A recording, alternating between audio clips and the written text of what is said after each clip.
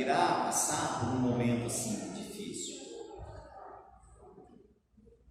Difícil, o que eu digo é em certas restrições, né? E talvez em certas maneiras de pontuar, porque nós estamos agora, irmãos, nas mãos do inimigo do povo de Deus, porque eu vejo assim que virá um tempo de escuridão. Você já parou para pensar o que é uma escuridão? A escuridão é um lugar frio, assustador, é um lugar que você não tem visão, né? E só caminha no escuro quem conhece o caminho, não é assim? Olha a nossa fé para onde vai nos trilhar. Só caminha no escuro quem conhece bem o caminho.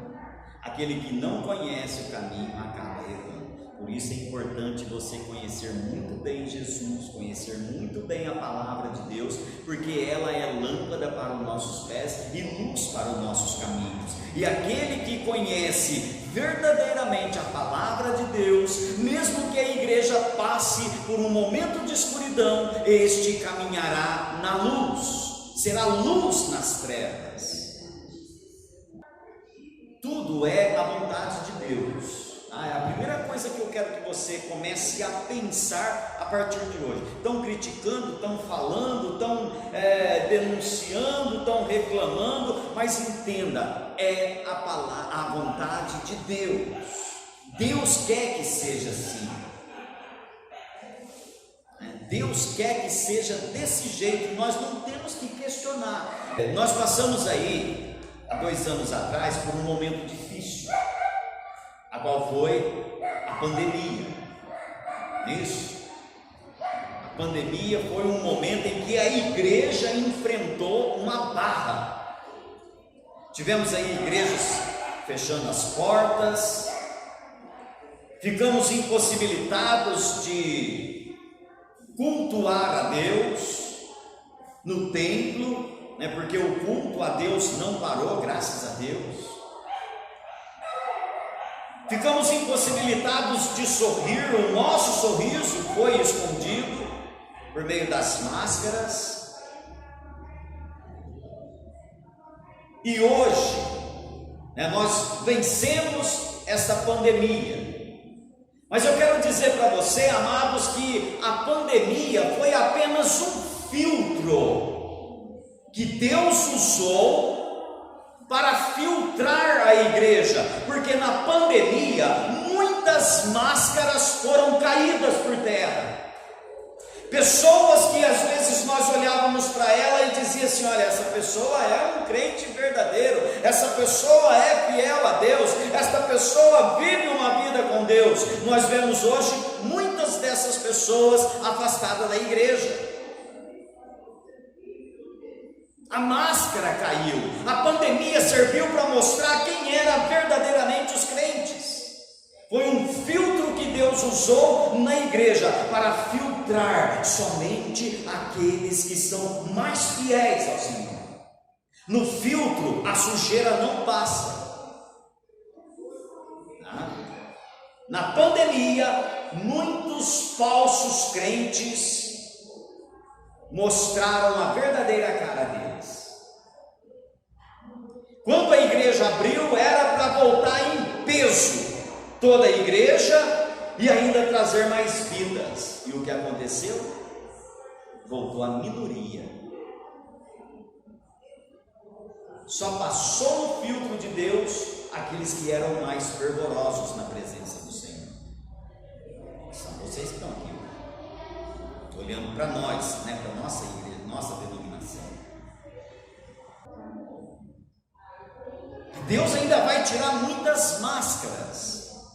Deus ainda vai mostrar que a igreja precisa ainda passar por outro filtro, a qual vai ser esses 4 anos que nós vamos atravessar nesse governo aí. Então eu convido você você, a partir de hoje, ir aí aquecendo a tua fé, firmando a tua vida com Cristo, firmando aí a tua fé no Senhor Jesus, porque nós vamos depender muito disso hoje. Tá? Só que a palavra de Deus fala lá em Gálatas, capítulo de número 6, versículo de número 7, diz assim que Deus não se deixa escarnecer, diz aqui na minha versão, ou em algumas outras versões, de Deus não se zomba. Hoje tem muita gente zombando de Deus, e são sobre essas pessoas a qual Deus vai pesar a mão dele. Presta atenção nisso que eu estou te falando e analisa, não estou falando besteira aqui.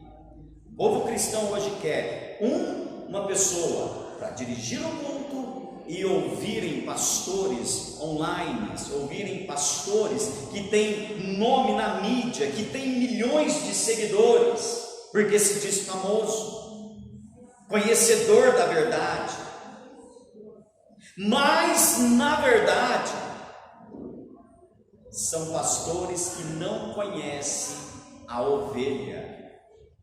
Olha o perigo. São pastores que não sabem como a ovelhinha está de carrapichos. São pastores que não conhecem as feridas das ovelhas. E são esses pastores que as ovelhas dizem ser o bom pastor delas. Porque não conhece a ferida, não conhece o machucado, o pastor não sabe qual remédio usar naquela ferida. Irmãos, eu quero dizer para você que tratar uma ferida, isso dói. Por isso que as ovelhas hoje não querem ser pastoreadas. Querem viver com a vida cheia de carrapichos. O que seria carrapichos? Pecados impregnados na ovelha. E isso atrapalha o crescimento, o valor da lã da ovelha. Quando a ovelha está cheia de carrapicho, o que o pastor tem que fazer? Tirar todo aquele carrapicho ali, para que não atrapalhe a lã da ovelha e ela perca o valor. Então, trazendo para nós hoje, amados, qual é a função do pastor? É tirar os carrapichos que estão na ovelha, para que ela não perca o valor dela. E como eu disse, os carrapichos são os pecados. Mas eu estou abrindo os teus olhos, porque às vezes você está valorizando um pastor que não te conhece, que não sabe quem você é, que nem sabe que você existe, e você dá todo o crédito para ele, enquanto tem aqui o pastor que às vezes levanta de madrugada para orar e interceder, que se preocupa em ensinar a verdade para você, você não dá a mínima. O que vai acontecer, amados, daqui para frente é a vontade de Deus, porque Deus vai começar a tratar com a igreja dele. O povo de Israel não aceitava a liderança de Moisés. Eles questionavam a liderança de Moisés. E foi alguém que Deus levantou para quê? Para libertar o povo de Israel lá da escravidão no Egito. Questionavam, se rebeliavam contra ele, murmuravam contra ele. É o caso que acontece nos dias de hoje com os pastores, aquele que Deus colocou para pastorear você, para ensinar você, para levar você a uma vida de intimidade com Deus. O que acontece? A igreja murmura contra esse pastor, a igreja não aceita a liderança do pastor, a igreja não concorda com aquilo que o pastor às vezes fala, faz. Quer ver um exemplo? O quanto Deus pesa a mão? Moisés, Arão e Miriam. Em uma certa ocasião, Arão e Miriam se levantou contra Moisés, revoltou com Moisés, só porque Moisés casou com uma mulher fugida.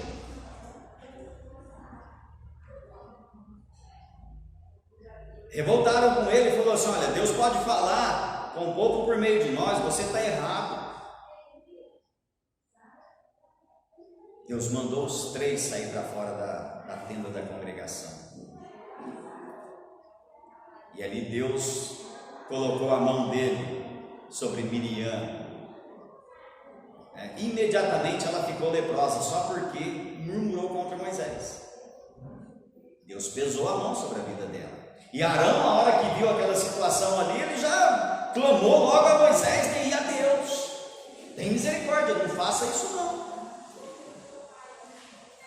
Se arrependeram, só que aí foi tarde. Aí Deus fala para Moisés: ó, vai cumprir aquilo que foi determinado. Bota ela para fora da cidade, ela vai ficar 7 dias isolada. Depois vocês recolhem ela para dentro. Mas Deus fez, Deus agiu, porque levantou contra a liderança de Moisés, contra o ungido de Deus. O povo já não estava querendo mais o governo de Deus, queria o governo do homem.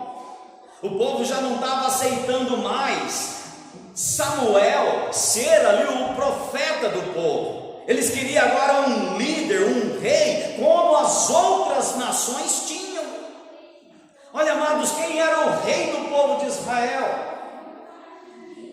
Era Deus. Deus era o rei. Samuel era o porta-voz, era o profeta. E o povo dizendo: não queremos mais você como profeta, Samuel, queremos um rei. Isso magoou o coração de Samuel. Ele foi para Deus, ele foi falar com Deus. E aí Deus fala assim para Samuel: olha, fica tranquilo, não é você que eles estão rejeitando, é a mim. Deus usou depois disso daí o que? Os assírios, para corrigir o povo. Vocês não querem saber de mim? Vocês não querem saber da minha palavra? Então eu vou corrigir vocês. E aí o que Deus fez? Usou os assírios, um povo perverso, um povo bárbaro, um povo sem Deus, para levar aquela nação cativa. Depois Deus usou quem? Os babilônicos, para corrigir aquele povo, irmãos. E é o que Deus vai fazer também com a igreja dele, por meio deste governo que irá iniciar aí. Deus vai usar este governo para corrigir muitos crentes que não têm levado a vida a sério com Deus. Mas cadê as profecias que foram feitas de um avivamento no Brasil? Cadê as profecias que foram lançadas aí nas mídias, nas redes sociais? Cadê aqueles profetas que foram usados por Deus para profetizar que haveria um avivamento no Brasil, que o Brasil seria um país próspero? As pessoas talvez não estão atentas a isso daí, estão focadas no quê? Num movimento, não num avivamento. Para que haja um avivamento, primeiro tem que haver um quebrantamento. O que é avivamento? Avivamento é uma nova vida dentro da pessoa. Então aí a conclusão que nós chegamos aqui é que muitos interpretam errado avivamento com movimento. Tem muitas pessoas aí que acham que avivamento dentro de uma igreja é o quê? É a pessoa saltar, pular, rodopiar, falar em línguas estranhas, sapatear. Acha que isso é avivamento. Isso é movimento, tá? É movimento. Ó, o primeiro avivamento, ele teve que acontecer com um quebrantamento. E este quebrantamento levou 70 anos para quebrar o povo. O povo não quis mais o governo de Deus, quis agora o governo do homem. Lá em Samuel, capítulo de número 8, 1 Samuel capítulo 8, o povo escolhendo ali, pedindo o governo do homem. E aí Deus permite então o governo do homem assumir. O povo começa a rebeliar, andar em pecado, andar na idolatria. Deus fala assim: tem que corrigir esse povo. Mandou os assírios, mandou os babilônicos, levou o povo, ficaram 70 anos no cativeiro, 70 anos ali escravizados. Cumpriu-se os 70 anos, Deus manda o povo voltar para a terra deles, para a terra de Jerusalém. E quando ele chega lá, está tudo destruído. O templo de Deus estava destruído, os muros da cidade estavam destruídos. E ali então, Deus usa 2 profetas, 2 homens de Deus. Deus usa Neemias e Esdras. Depois de 70 anos de sofrimento, o povo caiu em si e prestaram atenção na palavra. Hoje o povo não presta atenção naquilo que o pastor está ensinando, naquilo que o pastor está pregando. Por isso Deus permite então acontecer o que vai acontecer daqui para frente, para que você comece a valorizar a palavra de Deus na tua vida, para que você comece a colocar em prática a palavra de Deus. E aí, quando o povo começou a ouvir a palavra, começou a ouvir o ensinamento, olha o que aconteceu, irmãos. Vai lá agora no versículo de número 8. E leram no livro da lei de Deus, e declarando e explicando o sentido, fazia que lendo se entendesse. E Neemias, que era o governador, e o sacerdote Esdras, o escriba, e os levitas que ensinavam ao povo, disseram a todo o povo: este dia é consagrado ao Senhor vosso Deus. Então não vos lamenteis, nem choreis, porque todo o povo chorava, ouvindo a palavra da lei. Amados, houve um avivamento ali naquele momento, porque o povo se arrependeu, começou a chorar. Nós estamos errados, nós estamos fora de Deus, nós precisamos de Deus na nossa vida. Isso é avivamento, e é o que vai acontecer na igreja. Preste atenção no que eu estou te falando aqui. A partir de hoje, as pessoas vão começar a sentir a necessidade de Deus. O que aconteceu depois disso, irmãos? O povo tomou uma posição. Vamos reconstruir o templo? Vamos reconstruir a cidade? Vamos firmar a aliança com Deus, principalmente. Então comece a firmar a tua vida em Deus, no Senhor Jesus, porque os dias que virão são maus. E o povo começa animado naquele fervor. O inimigo fica quietinho? Não fica. Ele começa a agir, ele começa a trabalhar. Agora já não é no físico, porque nós vemos aqui na história o povo reconstruindo o templo. E aí, como ele se reconstruía? Com uma mão trabalhava e com a outra segurava a espada, porque o inimigo estava em volta. O inimigo viu que não conseguiu deter aquele povo. Sabe o que ele fez? Começou a trabalhar agora no psíquico de cada um deles. E é assim que o diabo faz. Se ele não consegue te barrar fisicamente, ele vai trabalhar na tua mente. E aí o que aconteceu com o povo? Deixaram a construção do templo e começaram a pensar nas suas casas. Está lá agora no livro de Ageu, capítulo de número 1. É o mesmo tempo, a mesma época, irmãos. O povo deixou, esqueceu o avivamento, esqueceu o pacto que fizeram com Deus aqui, abandonou o templo, deixou a construção do templo e começaram a pensar nas suas próprias casas. O que aconteceu com aquele povo? O que Deus permitiu acontecer? Eles trabalhavam e não prosperavam. A Bíblia diz assim que eles plantavam muito e colhiam poucos. Ageu capítulo de número 1. Quando eles recebiam o salário deles, era como colocar num saco furado. Não dava para nada, sumia, evaporava, desaparecia o salário deles. E por que isso estava acontecendo, irmãos? Porque o templo estava abandonado, a casa de Deus estava abandonada. Eu quero dizer aqui para você que quando você abandona a casa de Deus e começa a pensar só na tua vida, você começa a degredir. A tua vida financeira, a tua vida material começa a cair, porque você está esquecendo a casa do Senhor, você está abandonando a casa do Senhor. Aí Deus manda o profeta Ageu falar para aquele povo: ó, o que está acontecendo com vocês é por causa disso.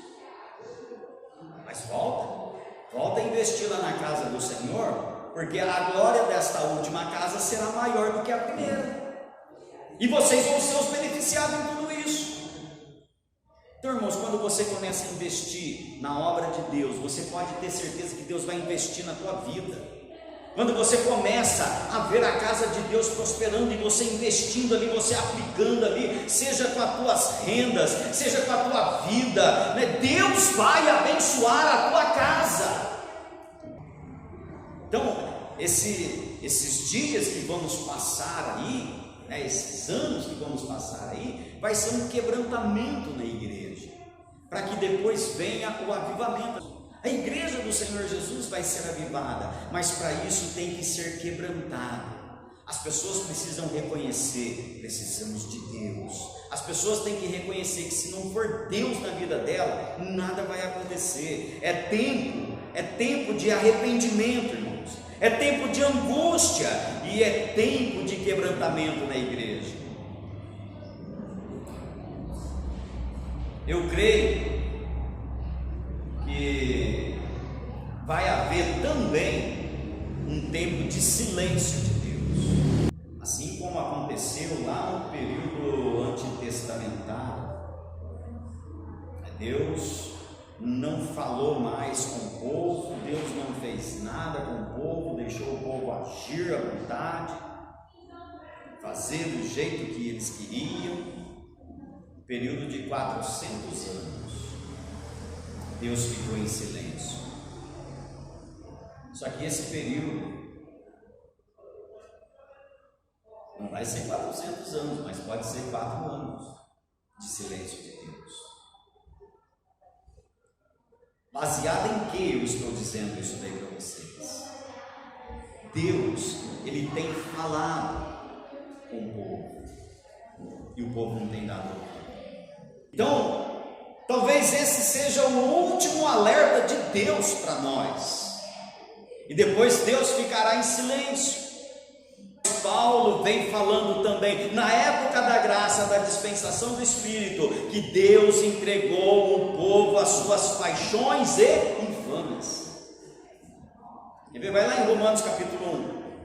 E mudaram a glória do Deus incorruptível em semelhança da imagem de homem corruptível, e as aves, e de quadrúpedes, e de répteis. Por isso também Deus os entregou às suas concupiscências e os seus corações à imundícia, para declararem seus corpos entre si, pois estes mudaram a verdade de Deus em mentira, e honraram e serviram mais a criatura do que o Criador, que é bendito eternamente. Amém. Por isso Deus os abandonou às suas paixões infames, porque até as mulheres mudaram o uso natural, no contrário à natureza, e semelhantemente também os homens deixaram o uso natural da mulher e se inflamaram em sua sensualidade uns para com os outros, homens com homens, cometendo torpeza e recebendo em si mesmo a recompensa que convinha ao seu erro. E com eles não se importaram de ter conhecimento de Deus. Assim Deus os entregou a um sentimento perverso para fazerem coisas que não convêm. Então, veja, amados, que Deus tem entregado à humanidade as suas paixões infames.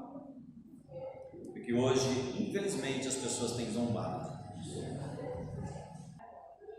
Agora, para mim terminar aqui, irmãos, para aqueles que são fiéis ao Senhor, o mundo pode passar por corrupção, pode passar por vexame, mas aqueles que são fiéis a Deus, esses daí permanecerão. Abra a tua Bíblia lá no Salmo 37, só para não terminar aqui, irmãos. Versículo de número 18. Diz assim, ó: o Senhor conhece os dias dos retos, e a sua herança permanecerá para sempre. Olha o verso 19: não serão envergonhados nos dias maus, e nos dias de fome se fartarão, mas os ímpios perecerão, e os inimigos do Senhor serão como a gordura de carneiro, desaparecerão, e em fumaça se desfarão. Os ímpios tomam emprestado e não paga, mas o justo se compadece e dá, porque aquele que ele abençoa herdarão a terra, e aquele que forem por ele amaldiçoado serão desarraigados. Os passos de um homem bom são confirmados pelo Senhor, e deleita-se no seu caminho. Ainda que caia, não ficará prostrado, pois o Senhor o sustém com a sua mão. Fui moço e agora sou velho, mas nunca vi desamparado o justo, nem a sua descendência mendigar o pão.